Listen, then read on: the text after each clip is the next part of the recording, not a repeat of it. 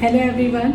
Today I'm going to talk about a topic that is concerning and that is very important also, understanding stress, a perspective for mental health and well-being of students.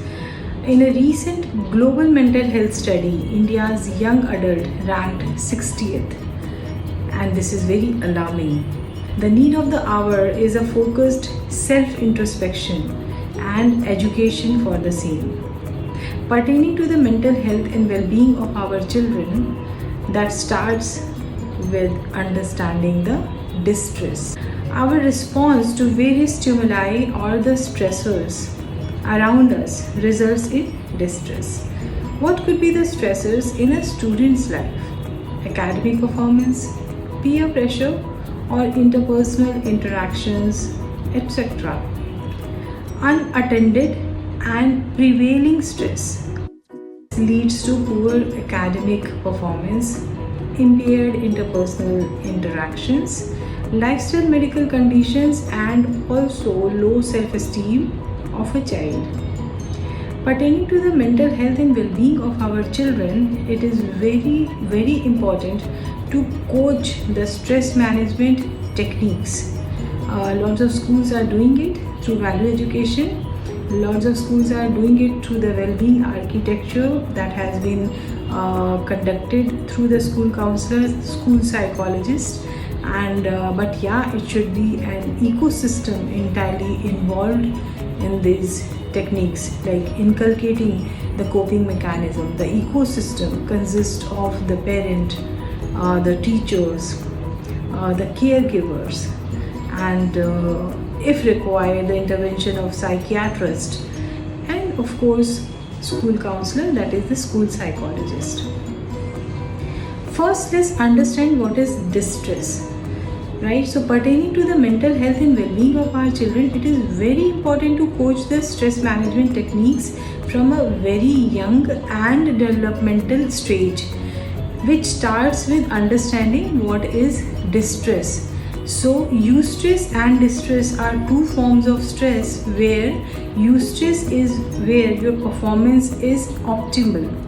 That stress is actually absorbing your efficiency and helping you to perform in a well good range. But once your arousal, once your focus on the arousal or focus on the stressors increases, it results into distress.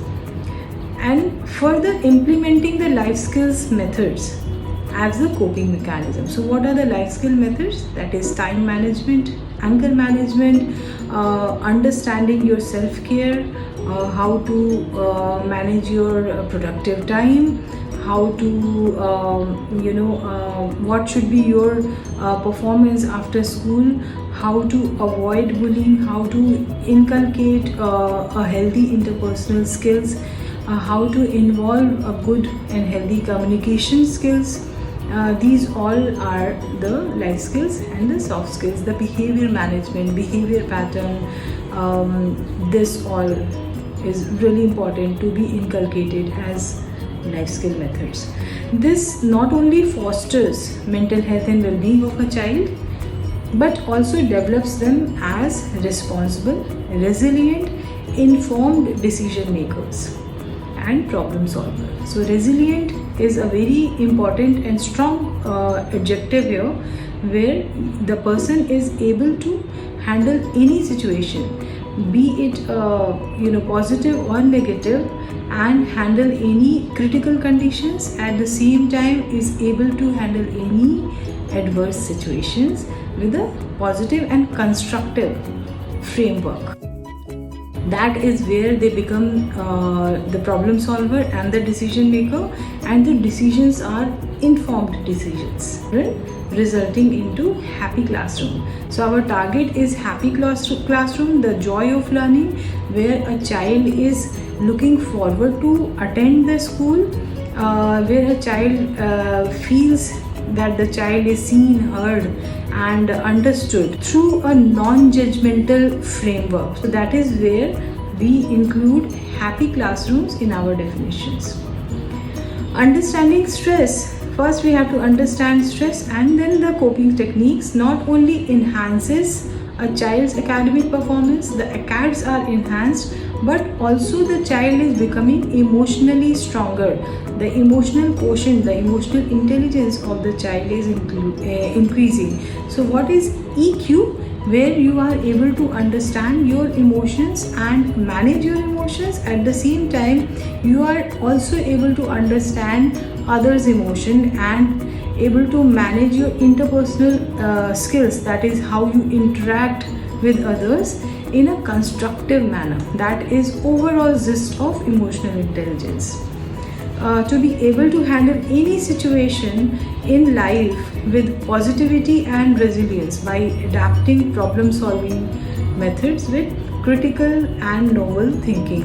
So we have to develop our children in a way that whatever life condition they are going to face in future, they will face lots of critical condition, problem solving situations will be there. So our children should be able to understand the situation and form a informed decision, able to find an informed decision where they become a resilient problem solver. Let's do a self introspection and ask few valid questions to start our journey of stress management. Are you not resting well? Are you feeling sleepy and fatigued throughout the day? Do you wake up tired and irritated in morning? Are you inclined to study more because of peer pressure and parents' ambitions? These are the questions a student must ask to themselves when we are actually doing the intrapersonal interaction. That is the self introspection. Are you spending very long hours in your studies? Are your eyes itching frequently with high screen time? This is really important. That is your screen time in control, or are you using the screen time mindfully? Are you getting disturbed with some thoughts or some events or any person? Are you frequently getting disturbed? Your peace of mind is gone because of any thoughts or any event or any person. This also can be a big stressor. So what I am talking about, these pointers, all are the stressors, can become the stressors in our life leading to distress. Do you have a habit to skip meals or eat more in extreme conditions? So is the child eating more or skipping meals, or also eating at wrong time? Do you eat more simple carbs and less fiber, or protein or fat in your meals? Yeah, so this indirectly becomes a stressor in one's life, where the person is not eating a balanced nutrition. So if the answers are in a yes of all these questions, I will again repeat the questions at a go. Are you not resting well? 2. Are you feeling sleepy and fatigued during the day? 3rd, do you wake up tired and irritated in the morning? 4th, are you inclined to study more because of peer pressure and parents' ambitions? 5th, are you spending very long hours on your studies? 6th, are your eyes itching frequently with high screen time? 7th, how many steps do you cover throughout the day? 8th, are you getting disturbed with some thoughts or some events or any person? 9th, do you have a habit of skipping meals or eating more in extreme emotions? 10th, do you eat more simple carbs and less fiber, protein or fat in a zest? That are you not eating a balanced nutrition? If the answers are in a yes, it shows that an individual is under distress or marching towards distress, and a correct informed coping mechanism is needed. Thank you so much. I'm Latika. I'm a counseling psychologist, and I'm practicing in schools, and I'm practicing with housewives, I'm practicing with working professionals. Thank you so much for listening to this conversation.